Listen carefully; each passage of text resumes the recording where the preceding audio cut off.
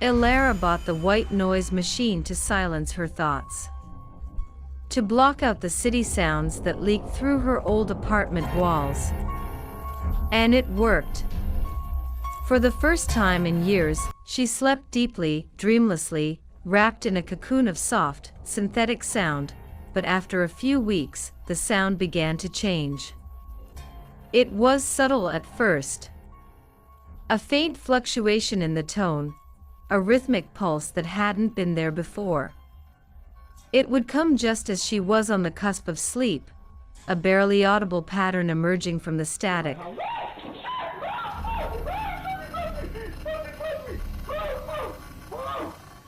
Hush dash hush dash hush. It sounded like whispering. Ilara told herself it was her mind playing tricks, finding patterns in randomness, as human brains are wired to do. She ignored it. But the pattern grew stronger, more distinct.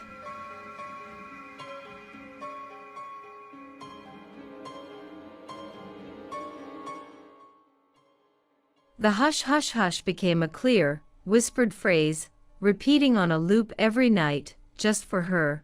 I'm under the bed.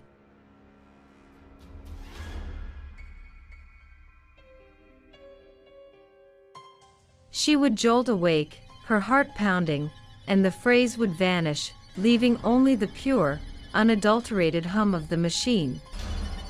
It was only ever there in the liminal space between waking and sleep. Fear turned to a grim, sleep-deprived determination. One night, armed with nothing but her phone's flashlight, she decided to look. She had to know. She knelt on the cold hardwood floor, took a deep breath, and lifted the drooping edge of the bed's curtain. Dust bunnies. An old sock. Nothing more. A wave of relief, so potent it made her dizzy, washed over her. It was all in her head.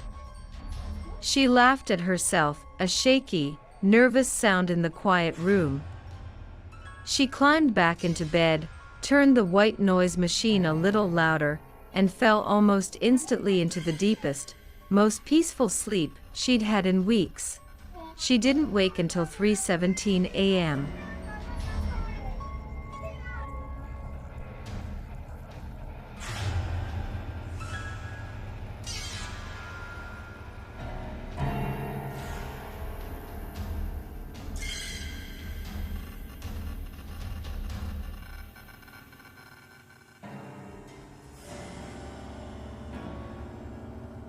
Something was wrong.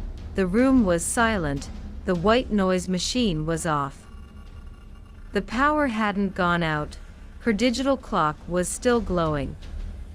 She reached for the machine's power button, but before her finger could touch it, a voice came from the speaker.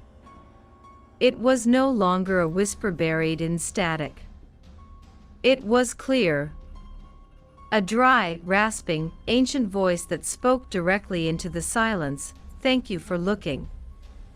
Ilara froze. The machine hadn't been turned on. From beneath the bed, a hand shot out. It was not made of flesh and bone, but of tangled wires, pale dust, and solidified static. Its fingers were long, thin prongs that scraped across the floorboards as it wrapped its cold, electric grasp around her ankle. She tried to scream, but the sound was strangled in her throat. She was pulled, with impossible strength, off the bed and onto the floor.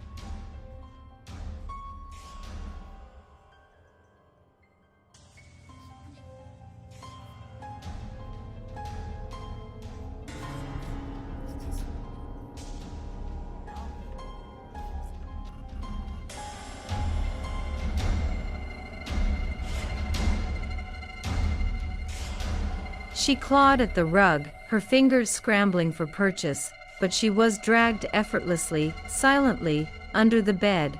The space under the bed was not a space of dust and shadows. It was a void of crackling, black static. It was cold and hummed with the same frequency as the machine. And in the center of that void, a presence waited. A form constructed from the very noise she had invited into her room to protect her. The last thing Alara saw before she was pulled into the static was her own bedroom from under the bed. She saw her empty bed sheets. And she saw the white noise machine on her nightstand. Its power light flickered once, then glowed a steady, satisfied green. The next morning, the apartment was silent. The white noise machine sat unplugged on the floor by the door, placed there by a landlord after the tenant's unexplained disappearance. The new tenant is a young man named Leo. He has trouble sleeping. He finds the city sounds too loud. He's thinking of buying a white noise machine. He's heard they work wonders.